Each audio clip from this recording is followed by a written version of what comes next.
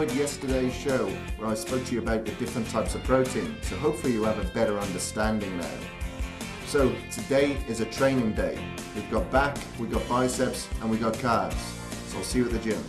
The first exercise that we're going to do is T-bar rows. So find yourself a T-bar row machine like the one in the picture. You'll probably remember this exercise from last week. So you're going to place your front onto the pad like Jim is showing you here, and you're going to start off with a warm-up. That warm-up will consist of around 12 to 15 repetitions that you can do comfortably. You're going to bring the bar up towards your chest, and then you're going to lower down like Jim is showing you here, breathing out on the way up and breathing in on the way back down. Make sure that you contract your shoulder blades when you're performing this exercise. Once you've done your warm-up, you can place a little bit more weight onto the machine. You need to put enough weight on there that'll allow you to reach absolute failure at around 12 repetitions. So you're going to pick the handles up off the support, and then you're going to pull in towards your chest, squeezing your shoulder blades all the time. Breathing out on the way up and breathing in on the way back down. Make sure that you keep your chest flat on the pad and don't pull yourself away or don't swing with any momentum. Once you've completed that exercise, we're ready to move on to the next movement, which is single arm rows. So you're going to find yourself a bench like the one in the picture. You're going to place your left knee and your left hand upon it, keeping your back flat and parallel with the floor. With your right hand, you're going to grab hold of a dumbbell, and then you're going to bring it up to your side like Jim is demonstrating here, and then you're going to go back down and get a good stretch. Squeeze your shoulder blade on the way back up, and then stretch it out on the way down. Breathe out on the way up, breathe in on the way down. Make sure that you keep your head facing forward and keep your back flat. Once you've completed that movement on one arm, reaching failure at around 12 repetitions, you can move on to the other arm. Once you've completed 12 reps on this side, that's one set. You need to do 3 sets in total. Once you've done so, you're ready to move on to the new back exercise for this week, and that's the bent over dumbbell rows. So you're going to grab 2 dumbbells and you're going to bend over like Jim is demonstrating here, a little bit further down than a 45-degree angle, and you're going to row both dumbbells up at the same time, squeezing your shoulder blades at the top and then stretch them out at the bottom. Make sure that you keep your back flat at all times. Keep it flat and keep it still. I don't want to see any momentum when you're doing this movement. You're going to breathe out on the way up, breathe in on the way down, and you're going to do a total of 3 sets, reaching failure at around 12 repetitions. Once you've completed 3 sets, that's it. Back is done. We're ready to move on to biceps.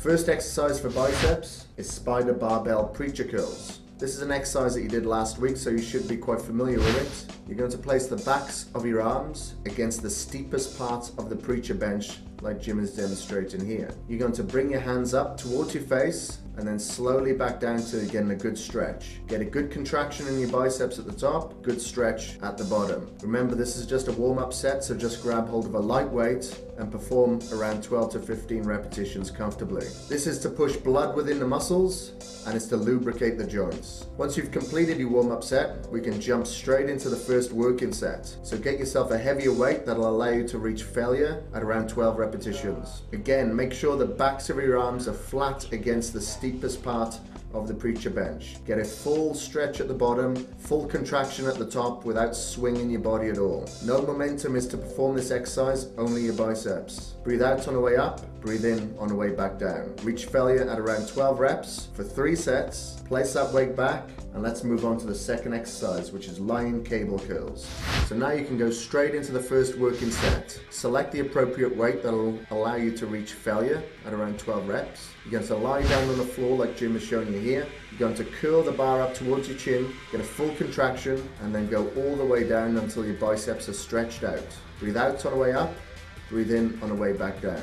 Squeeze at the top, stretch out, and make sure that your body doesn't move at all, only your arms. You need to reach failure at around 12 repetitions on this exercise also. Rest for around 45 seconds between each set, and you need to do a total of 3 sets. Once you've completed 3 sets, let's move on to the new exercise for this week, and this is preacher barbell curls.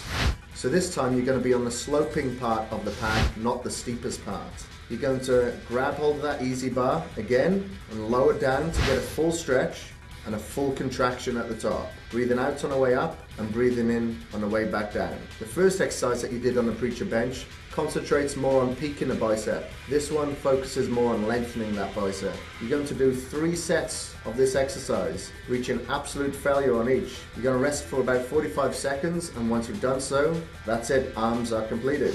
So let's move on to our next exercise, which is for calves. And this is the leg press, calf press. So you're going to sit in a leg press machine like Jim is demonstrating here. You're going to have your feet at the bottom of the foot pad. Make sure your heels are hanging over the end and the balls of your feet are pressured on the bottom of that plate.